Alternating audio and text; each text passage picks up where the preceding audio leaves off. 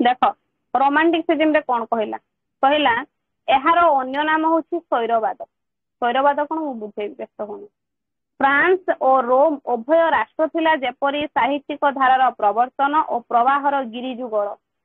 अर्थात प्रबंध ठारू आरंभ करी उपन्यास पर्यंत सबु क्षेत्र में फ्रांस और रोम साहित्य ही संज्ञा निर्धारण व स्वरूप विश्लेषण रे थिले अग्रणी। अनुरूप भावे रोमांटिक शब्दटीर उत्पन्न मध्य घटिथिला फ्रांस और रोम साहित्य केतेक समालोचकଙ୍କ मतरे प्राचीन फरासी साहित्य शब्द रोमांस रो रोमांटिक शब्दटी विपत्ति लाभ करिछि। 1797 मसीह एही शब्द को सर्वप्रथमे व्यवहार करथिले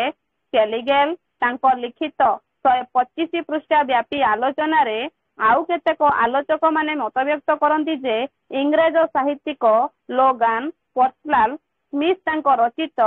4 रोमांटिक वर्ड्स रे रोमांटिक शब्द विपत्तिर व्यापक विश्लेषण करथिले। प्रथमे श्री स्मिथ को अनुसंधान सफल होई परिथिला किंतु एही रोमांटिक नामटी इंग्लैंड रे अति जनाशुना होई जाइथिला। वास्तव रे यूरोपीय चिंताधारा को रोमांटिक चेतना इंग्रज मानकर एक उल्लेखनीय अवदान कहिले अत्युक्ति हेबो नाही। प्रथमे एही रोमांटिक शब्दटी पुराना रोमांस सहित राज परिवार गल्प दुस्साहस प्रेम उच्च स्तर भाव प्रवणता असंभव घटना अतिरंजन और अवास्तवता सहित संपृक्त थिला। तेणु एहा वाइल्ड रोमांटिक टेल्स रूपरे व्यवहृत हेउथिला। साधारणतः जेउ गल्प मिछ मनगढ़ा और कल्पना प्रस्तुत ताहा रोमांटिक गल्प रूपे अभिहित हेउथिला। किंतु सप्तदश शताब्दी रे इंग्रज साहित्य क्षेत्र रे श्रृंखला और सत्यर महिमा प्रचार करिथिबारु स्वाभाविक भावे रोमांटिक शब्दटी प्रति ए कलारे अश्रद्धा प्रकाश पाइथिला। एहाकू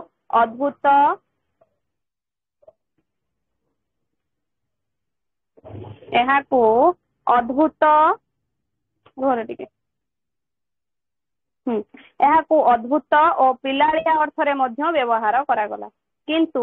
एही अपसंसूचक मनोभाव मध्यरु प्रथमे 1711 मसीह रोमांटिक सुंदर अर्थरे प्रयोग करा जाइथिला। एलिजाबेथ काल रे रोमांटिक शब्दटी उच्च कल्पना प्रस्तुत अर्थरे मध्य व्यवहृत हेउथिला। किंतु अष्टदश शताब्दी परे यह व्यापक अर्थरे व्यवहृत होई एक आंदोलन रूप नैथिला। चिंता कर माने क्लासिसिज्म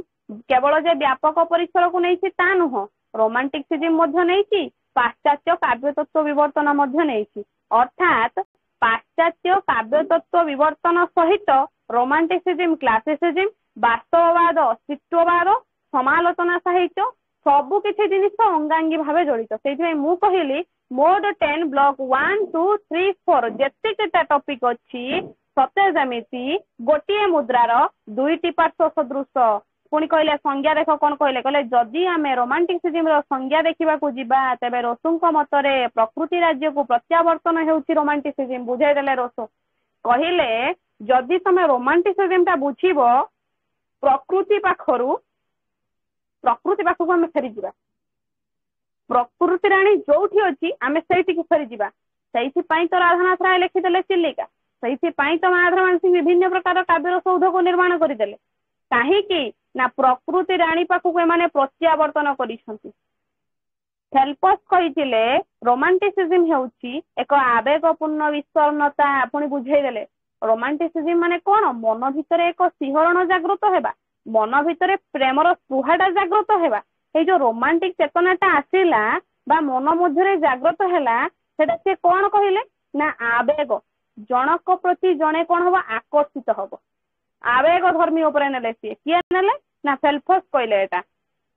डंटन का मतरे रोमांटिसिज्म हेउछि नव जीवनर विस्मय। बुझाई देले कहले नुआ करी जीवनटा जेतेबेले विस्मय सहकारे गढ़ी उठे सेही आसीबो रोमांटिसिज्म। सेही परी पाटर कहिथिले सौंदर्य सह विस्मयर मिश्रण हेउछि रोमांटिसिज्म। कहिले केवल जे विस्मय हेई गले रोमांटिसिज्म पळी आसीबो गोटे हठात किना गोटे सिहरण फेरी जीवो किबा गोटे चमकी पड़िबो ता नुह। तमे सौंदर्य सहित सौंदर्य प्लस विस्मय इज इक्वल टू हबो कोन रोमांटिसिज्म। पुणी कहिले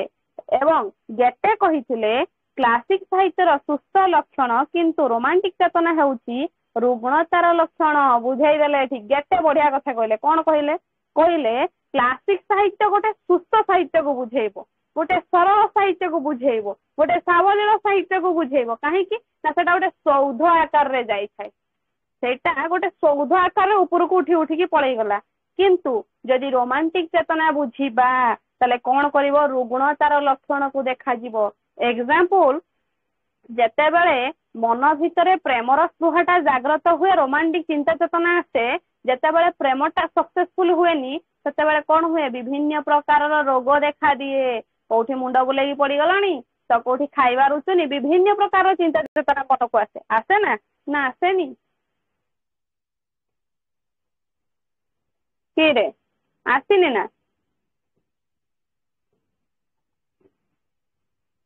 मो भॉइस सुबुची ना तुम मानन ना सोई पड़ी तो सब आगे मैडम सुबुची ना आसेनी कि आसीबो ना तुम माने कहबो तो मु जानी छी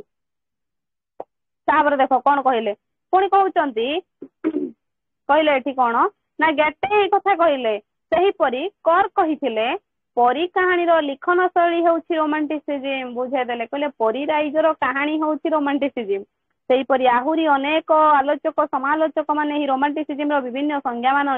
निर्धारण करिसंती रोमांटिक चेतनार आधार को जदि आमे लक्ष्य करिबा ताहेले कालबक्षर साहित्यिक धारार अद्भुतपूर्वक परिवर्तन फलश्रुति भावे एकदा मध्य प्रकाश लाभ करथिला रोमांटिक चेतना बा शैलवाद से चेतन उड़ी उड़ाइबार प्रवृत्ति प्रवणतार मात्रा एते अधिक थिला जे ताहा साहित्य को बेस मोदक प्रवण बेस मादक प्रवण सन्निग्ध और मूल्यांकन करि परिथिला एही चेतना जनमानस रे प्रभाव विस्तार करने को किछि बेसी समय नै नथिला फूलर वासना कोइलीर कुहुतान फगुणर मलय चंदन चर्चित रजनी जुआरिया समुद्र नवपुष्पर षोडशीर श्रृंगार लावण्य मोटामोटी भाव ए सब थिला रोमांटिक चेतनार आधार बा पृष्ठपट रोमांटिक चेतना सामाजिकतार व्यक्तिवादिता को अधिक गुरुत्व देउथिला प्राचीनता प्रति विमुख एवं नूतनता प्रति आगभर होई जिबारे रोमांटिसिज्म थिला एक वार्तावह प्रचार सेपरी स्वाधीन व्यक्ति चिंतार परिस्फुरण मध्य रोमांटिक चेतनार उद्धृत रोमांटिक चेतनार उद्भूतनर अंतराल विश्वविख्यात दार्शनिक रोसों मतवाद गभीर प्रभाव थिबा कथा समालोचक माने स्वीकार करिसंती दार्शनिक रोसोंकर चिंताधारा समकालीन कवि मानक उपरे असंभव भावे प्रभाव विस्तार करिथिला रोसो कहिथिले रिटर्न टू द नेचर पुणी से तांकर सोशल कंटाक्ट थ्योरी बा सामाजिक जुक्ति तत्व पुस्तक समाज जीवन रे उत्तम बुझाबणा उपरे बेस गुरुत्व देइथिले एवं कहिथिले man born free but everywhere he is chain अर्थात मनुष्य जन्मतः स्वाधीन हेले हैं वास्तवते से सदा सर्वदा बंधन युक्त प्रकारांतरे रोसोंकर दार्शनिक मतवाद जे रोमांटिसिज्म पई पृष्ठभूमि प्रस्तुत करिथिला एहा अस्वीकार करा जाई न पारे सही परि सबुज जुगर कवि माने कहउतले जीवी पळाई बहु सुदूरे जीवी पळाई दूरे सुदूरे सपन लोके गोपनपुरे ग्रह तारका एडाई यौवनर झरणा कूले मलय जही नियुत बोले कुसुम केतु उड़ाई बुझे देले सबुज चेतनार कवि माने थिले पूरा पूरे रोमांटिक चेतनार कवि सहित पूरा माने एंकर प्लस माइनस होने पूरा प्लस रोमांटिसिज्म प्लस तमर कौन ले सबुज गोष्ठी सबुज चेतना रहिला पूरा मिसी जिबे कवि माने काहे कि सबुज चेतनार कवि माने थिले रेवेन्सा कॉलेज रो स्टूडेंट जेतबा रेवेन्सा कॉलेज रो स्टूडेंट से माने थिले से माने कोन करूथले ना तरुण वयस्कर जो नारी माने रहिले सेही माननकु नै कि गंठी पके कि कविता रचना करूथले अर्थात प्रेमर निवेदन रे बुडी रहउथले माने सबुज चेतनार कवि माने प्रेम निवेदन रे बुडी रहउथले प्रेम कोठु आसिला केमिति आसिला से तारी उपरे मजूर होउथले तरुण वयसीर नारी माननकु नै निजर काव्य कवितार सौध को एमाने निर्माण करूथले रोमांटिक चेतनार कवि माने राधानाथ राय महेंद्र मान सिंह तमर फकीरमोहन सेनापति जो रहिले रोमांटिसिज्म जो कवि माने जो सब रहिचंती एमाने मध्य विभिन्न प्रकार कोन करछंती रे रोमांटिक प्रेमर स्पृहा को नै कि काव्य कवितार सौध को निर्माण करिसंती रोमांटिक काव्यकार चेतना अनेकांश अतीत प्रीति प्रति मोह रखिछि सेमाने जातीय उन्मादना सृष्टि करिवारे समर्थ होइथांती जेपरिक राधानाथ तांकर शिवाजी उच्चार वाणी नंदीकेशरी आदि काव्यर अतीत को स्मरण करिसंती एथिरे से कहिसंती ए भारत भूमि आंभर जननी पुण्यभूमि नाही सरी एहार अमूल्य दुर्लभ रतन रखणी सबु देश मध्य एरे शेषार केवल जे प्रेम चेतना को नहीं नारी मान को नहीं प्रेम रसवा को जागृत कर सबुज चेतनार कवि माने रोमांटिक चेतनार कवि माने ता नुह निजर मातृभूमि को निजर मातृभाषा को मध्य से माने भल पाइछंती केवल जे नारी मानकर सौंदर्य को नहीं काव्य कवितार सौध निर्माण कर ताहा केबे होई परिबो नाही मातृभूमि प्रति मध्य जीवन दबा को माने पछा घुंचा देई नाहंती मातृभूमि को एते मात्र रे भल पाइछंती जे सेठी मध्य मातृभूमि को नहीं निजर काव्य कवितार सौध को निर्माण करिछंती सेहीपरि आमे कविंकर सौंदर्यग्राही दृष्टि बा चेतना मध्य देखिबा को पाइबा कारण विभिन्न कवि माने तांकर काव्य मानकर सौंदर्यता को गुरुत्व देउथुले एवं एही सौंदर्य जो काव्य आहुरी सुंदर होई पारुथुला रोमांटिक कवि माने मुख्यतः सौंदर्य लिप्त तेणु तांकर सृष्टि जगत अद्भुतपूर्व सौंदर्य प्रवणतार आभासित थिला मानविकता बोधर प्रतिष्ठा रोमांटिसिज्म एक मुख्य वैशिष्ट्य ओडिया साहित्य रोमांटिक काव्य दर्शन में मानवीयता बोधर प्रतिष्ठा को बलवत्तर करिबारे गोपबंधुंकर लेखनीर मर्यादा अनस्वीकार्य तांकर अवकाश चिंतार से लिखितंती महत जनर हृदय ही मध्य आवासे शतपति कृति प्रेम भावे जाई अंतरपुरित सर्वप्राणी हृदय ताहुदे अंकित रोमांटिसिज्म सूक्ष्म वैशिष्ट्य होउछि प्रेम चेतना रोमांटिक कविता कथा कहवा संगे संगे मनरे जो भाव भावनार उद्रेक हुए ताहा केवल प्रेम चेतनार प्रलुब्ध आकर्षण हेतु ही संभवपर होता है एबे भी अनेक रोमांटिक कविता अर्थ प्रेम कविता को ही बुझी थाए किंतु प्रेम चेतना रोमांटिक चेतनार एक विभाव मात्र राधानाथ प्रेम काव्य देह और दाह प्राधान्य विस्तार कला बेले मधुसूदन प्रेम कवितार इंद्रियत्वर प्रेम बासना प्रकटित होता है चिंता कर मानकर अच्छी राधानाथ राय प्रेम जे देहर मिलन को बुझौथिबा बेले मधुसूदन राव आशा कवितार इंद्रिय पंच इंद्रियर कथा कह प्रकृत में मनुष्य भगवान शरणापन्न केमिति हम एठी आसी प्रेम ताले केवल जे कौन है रोमांटिक चेतनार कवि माने नारी मान को नहीं रचना करिसेंती प्रेम ता नुह विभिन्न प्रकार कौन करिसेंती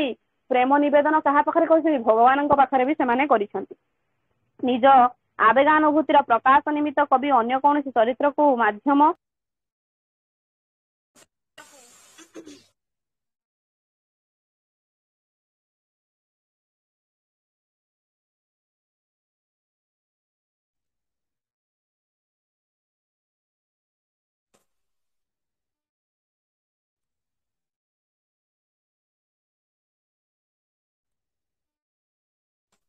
ग्रहण करने को इच्छा कला नहीं एवं लौकिक प्रेम विह्वलता मध्य देही सह गति कला एसबू हेउछि रोमांटिसिज्म मुख्य आधार शेष एतिकी हेबो जे वास्तववाद अभ्युदय हेतु रोमांटिसिज्म भावधारा क्रमे क्रमे शिथिल हो पड़िथिला एवं जोगे जोगे रोमांटिसिज्म प्रवणत्व सौंदर्य शांति और मैत्रीर बाहक हो रहिथिबो और सही दृष्टि मनुष्यर सभ्यता और साहित्यर अल्प बहुत रोमांटिसिज्म प्रभाव प्रतिफलित हेउथिबो एथिरे कौनसी संदेहर आवश्यकता नहीं बुझीपार तीनटा लंग क्वेश्चन कहीदेली खाली काम कौन रहा काली ठारू ब्लैक बोर्ड टे ऊपर खोली खोलिकी बुझेबी टॉपिक सब बुझीपार।